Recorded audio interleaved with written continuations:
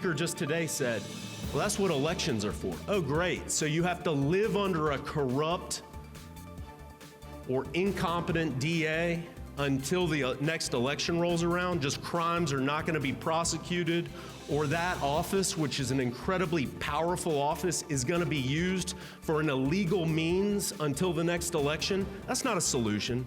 That's obscuring this issue. That's preventing this House from getting to the truth of the matter here, which is this is necessary. Just as we have a JQC for judges, if you have elected DAs or solicitors who are using their office for improper purposes, they need to be out.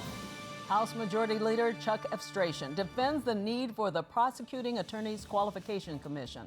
Good evening and welcome to Lawmakers. On day 30 of the Georgia legislative session, I'm Donna Lowry in Atlanta. We'll have lots more on the show on the debate over a commission with the power to discipline and remove district attorneys. We'll hear from Republicans who voted for and against the measure. Also, imagine someone showing up at your home and telling you it doesn't belong to you. That can happen if there was fraud in the deed process when you bought your home. In the studio, a lawmaker will tell us more and about his bill to stop it. Plus, joining us is a legislator who is a military veteran who wants to make sure those who served in the armed forces get the care they need as they get older. Let's get to the overview of the day at the Capitol first from our Capitol correspondent, Sarah Callis. Hi, Donna. Lawmakers argued about a familiar topic at the Capitol today as they reached the three-quarter mark of the session.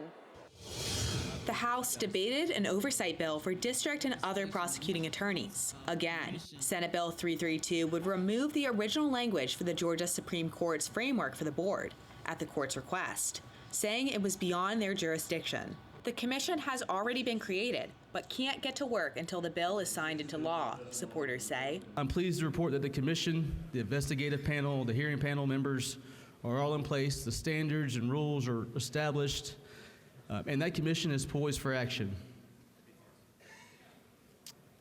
And once this bill is passed, this commission will be able to begin the real work. That is bringing accountability to those rogue prosecuting attorneys who abuse their office, sexually harass their employees, and do not show up for work. That's reaffirming that our state's prosecuting attorneys will have the highest ethical standards to ensure that those in power in prosecuting cases are not above the law, but rather will uphold the law impartially and justly. And for many of you in this body, this commission will give you the confidence that each criminal case will be reviewed on its own merits, rather than dismissed by a written memo that informs the public of specific laws that will not be enforced in areas of the state. Opponents of the bill and of the council say it inhibits justice. We have and we should continue to do everything in our power to improve the lives of Georgians, not finding new and creative ways to protect twice impeached former President Donald Trump from criminal investigation, which is what this bill would do. Again, voting for this bill is voting to allow unelected partisan agents to oversee and obstruct decisions handed down by district attorneys that were duly elected by Georgia voters. Both Democrats and Republicans accused the other side of politicizing the justice system. The way this narrative has taken such an unbelievable turn is unfortunate, because this House has a history of coming together to stand up to do the right thing.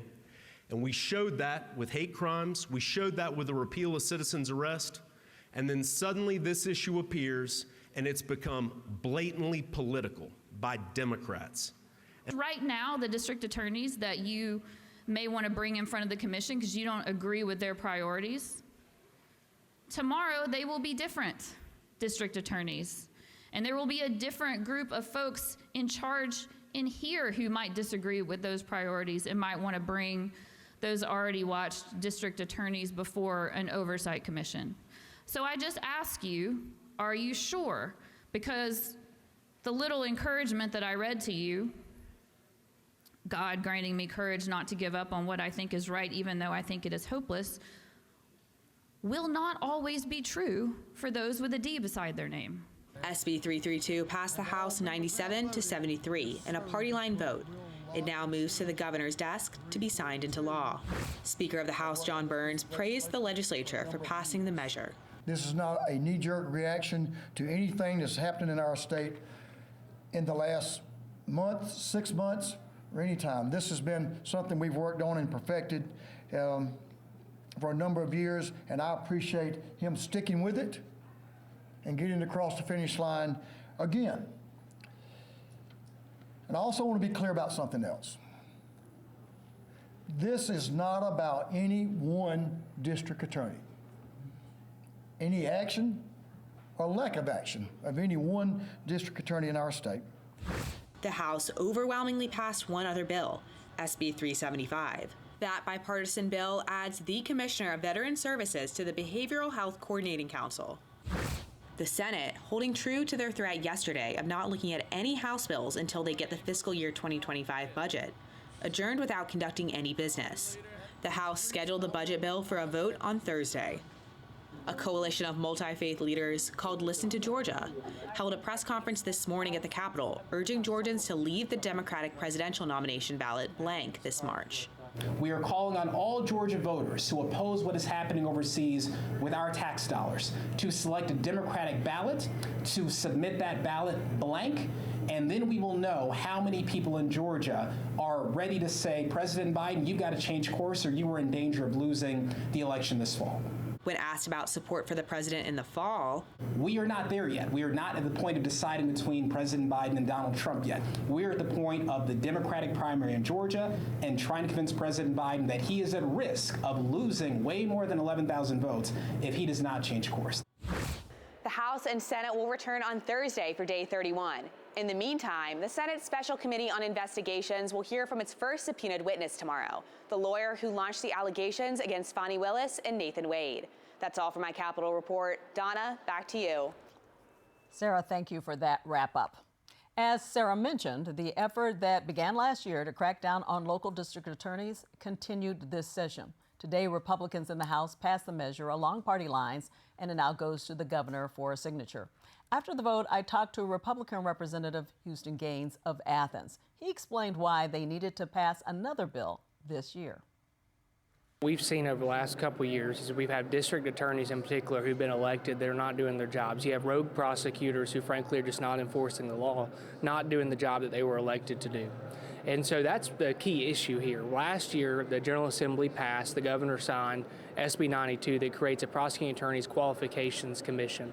Very similar to what we have for judges. You know, judges for 50 years have had the JQC, that if you're not doing your job, you can be removed or suspended from office. So what we did is we passed a very similar measure last year to create something for prosecutors, solicitors, and district attorneys who are not upholding their oath, not doing their job. Certainly I've seen it in my community in Athens, Clark County. That's been my interest in this bill for many years. So we passed that last year. The Supreme Court issued a narrow order saying that they were unable to review the rules and regulations of the PAQC. And so that narrow order, but because of that narrow order, we had to come back and basically take one line out of the bill we passed last year to get the PAQC up and running. So now that's been done. The House and Senate have agreed to it.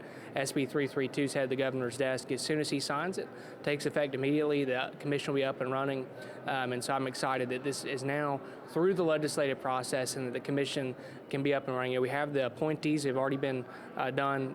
The money's in the budget for this commission to be up and running. The rules and regulations are complete that they passed as a commission. So this thing is ready to go. As soon as the governor signs it, it'll be live and active. Yeah, so at this point, up and running and hitting the ground running. Because you've done so much, they can hit the ground running right away. That's right. So as soon as this is signed law, the PAQC will be up and running.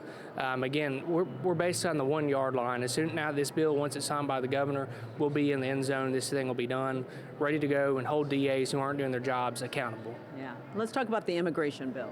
Sure. So last week we passed a bill that when I think of the measures that are most important in this session, I think about the PAQC bill we just talked about, and I think about 1105, the immigration bill we passed last week. I am born and raised in Athens.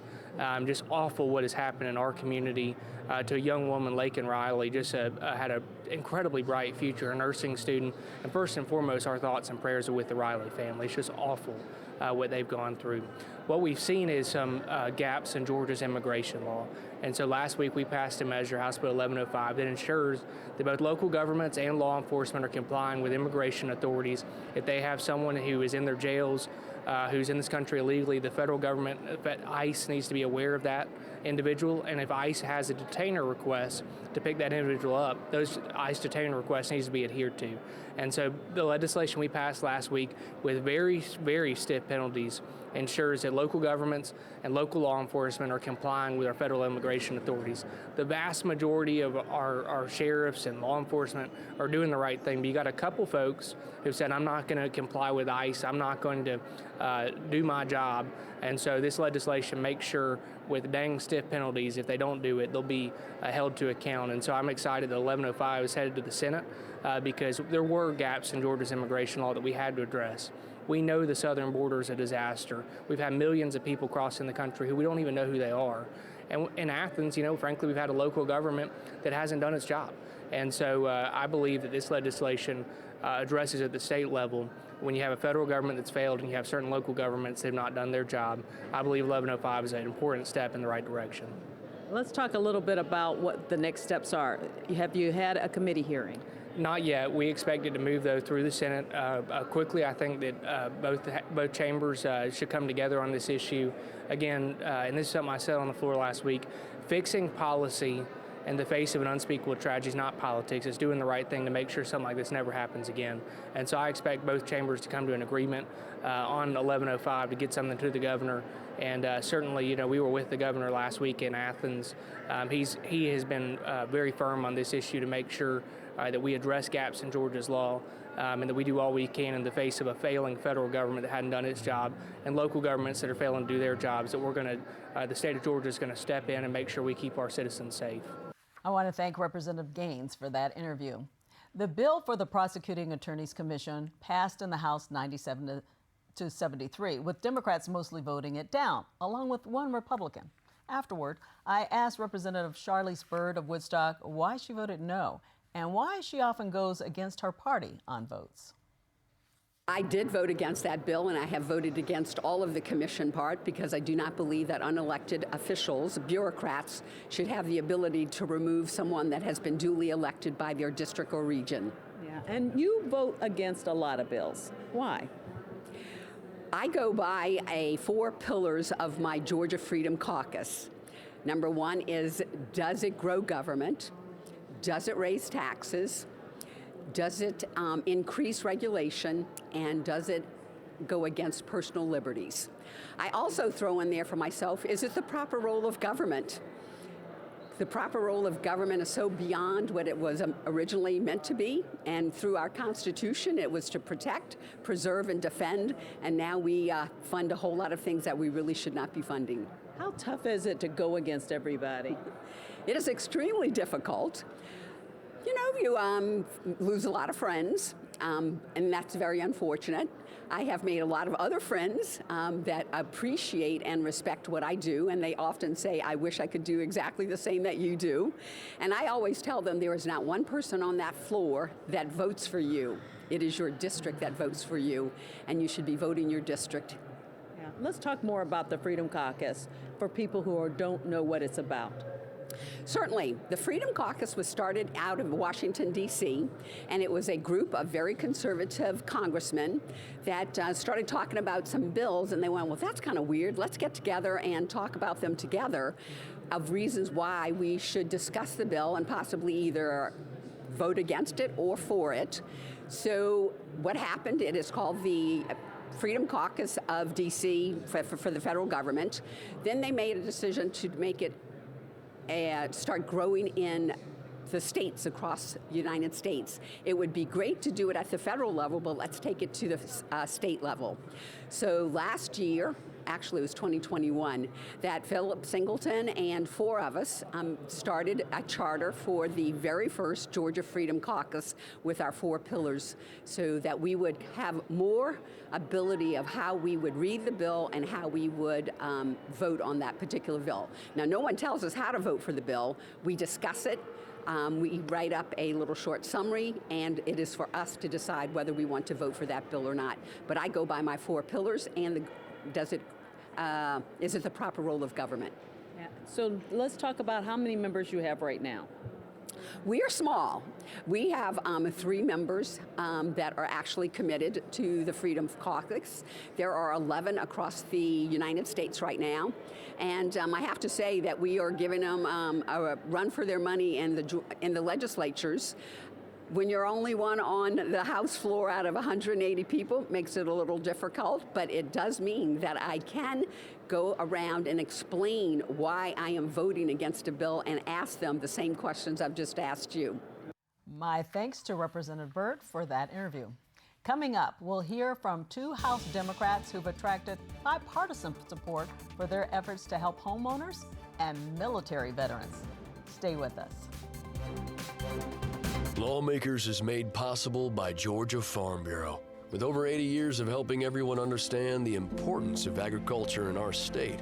After all, ag is Georgia's #1 industry. Food and fiber production represents over $74 billion in output of Georgia's strong economy. The Georgia Farm Bureau legislative team works to represent producers across Georgia at the state capitol during the session and year-round. Georgia Farm Bureau, the voice of Georgia farmers.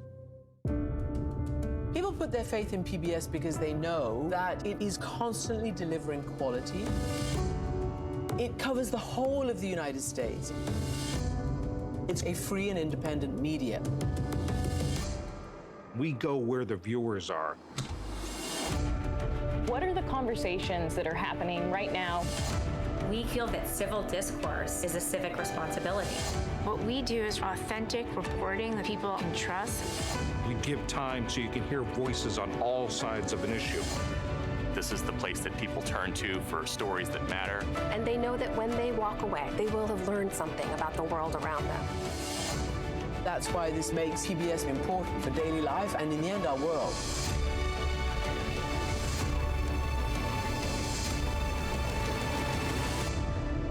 Thank you for joining us.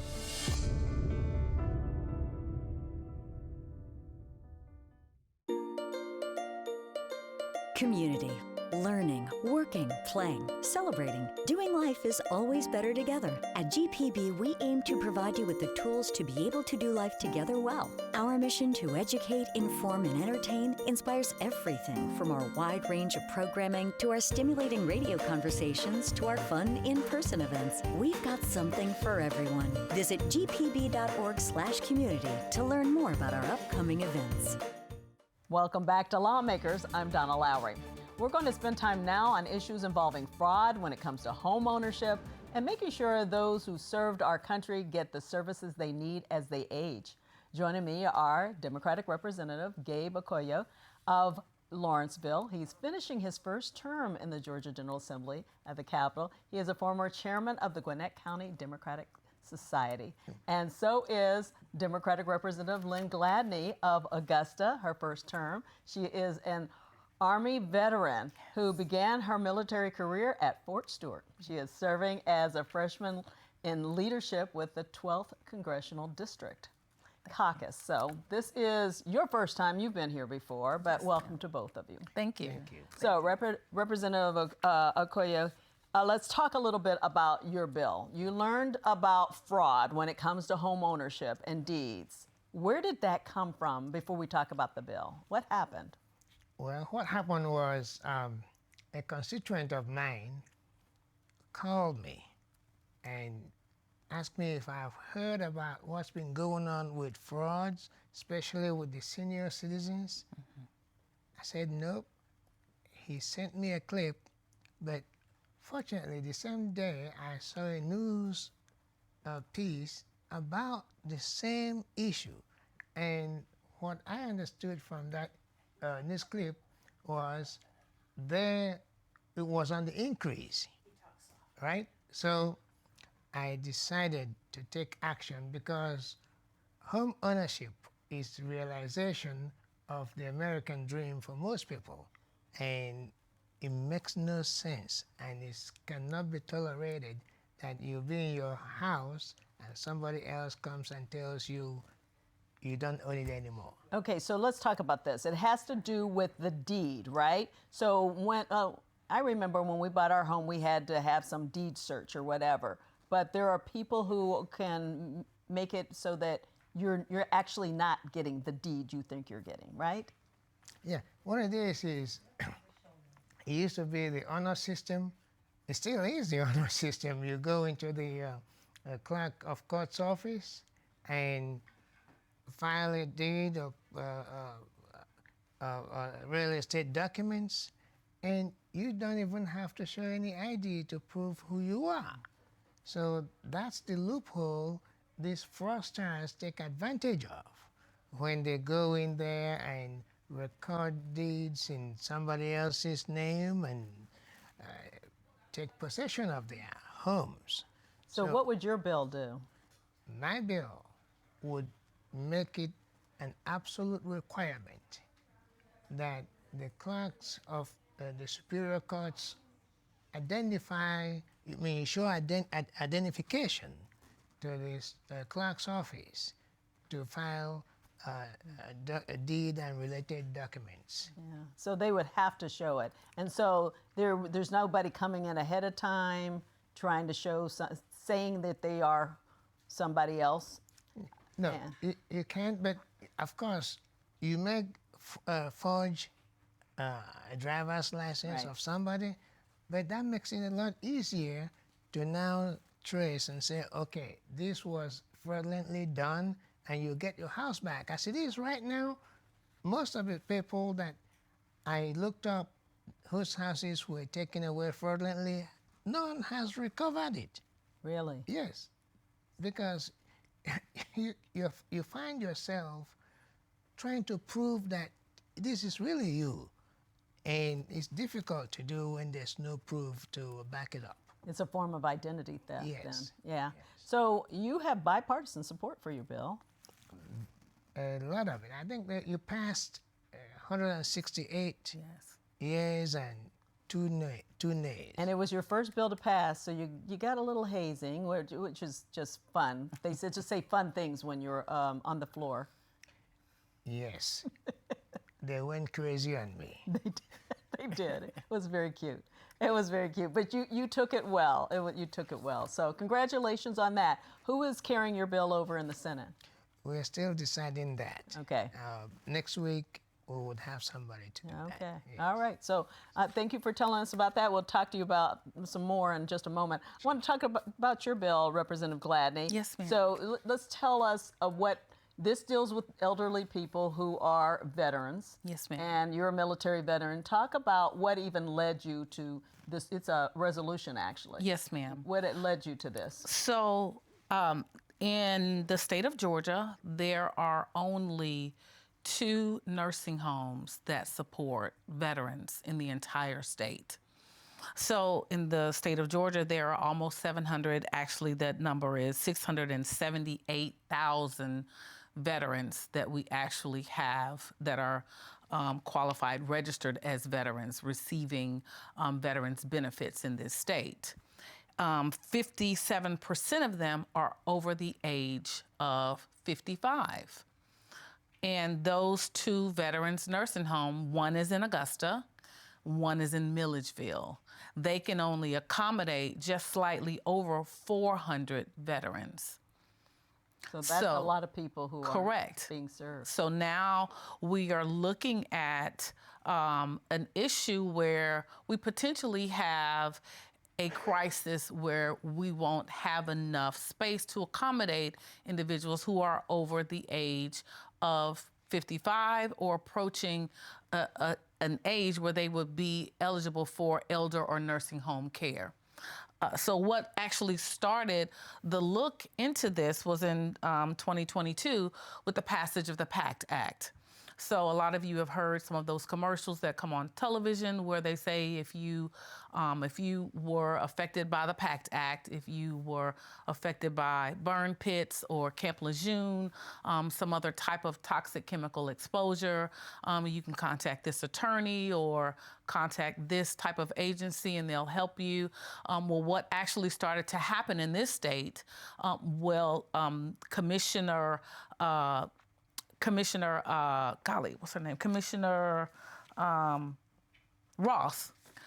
She is the Georgia Department of Veteran Services here in the state of Georgia. Her team of 55 offices, service offices throughout the state, they started to support veterans and help them file for some of those benefits that Congress made available. So when that started to happen, we saw a surge in the state of Georgia where veterans became eligible. So at this point, we have almost $6 million that has started to come out to be available to veterans in the state of Georgia. So they have compensation. So they're eligible for benefits in terms of dollars, benefits in terms of health care. Now, when the PACT Act passed, there was no funding in that resource that made additional allocations for elder care resources. So even with that medical health care that was available, there was no additional allowance for nursing care. We still have those same 2 nursing homes in the state. So talk about what your bill would do. It's Okay. a resolution. It's basically acknowledging this. Correct. Talk about that. Yes. So in my resolution, it basically is placing some urgency to Congress and the Department of Veterans Affairs, asking them to address elder care and nursing home care and expanded disabled residential programs for veterans throughout the state. Acknowledging that in this state, there are 13 federal Department of Defense installations, whether they be National Guard and Reserve units. So we have a ton of veterans and individuals that support this community, this state, and our nation abroad.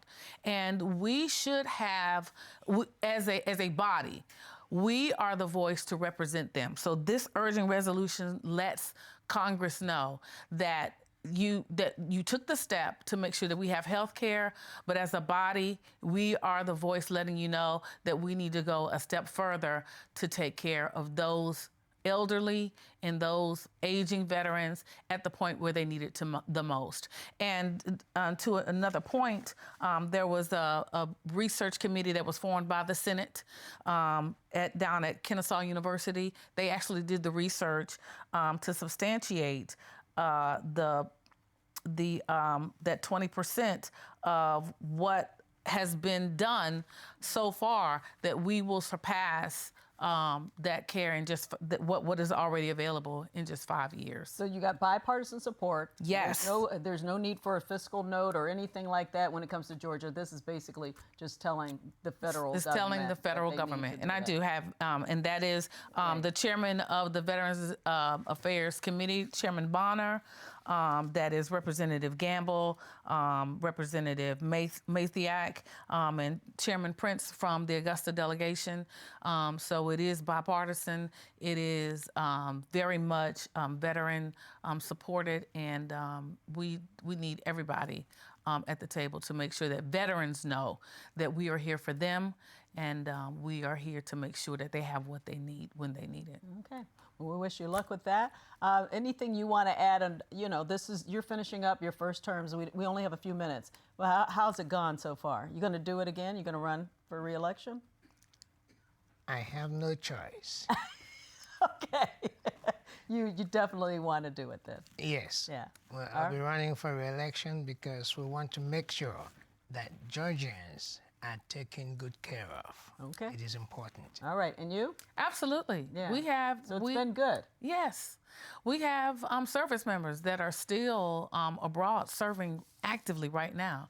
Actually, we have 3 service members that were killed out serving in Jordan on the Syrian border. And so advocating for them is all right. Is my passion. All right. Well, thank you. Thank you both for coming here and good luck with your bills. Absolutely. Okay? All righty. That does it for lawmakers today. The legislature will not gavel in for session tomorrow. Committee meetings and hearings are on the calendar. Activity in both chambers returns on Thursday when the House votes on the fiscal year 2025 budget. We'll be back then. Have a good night.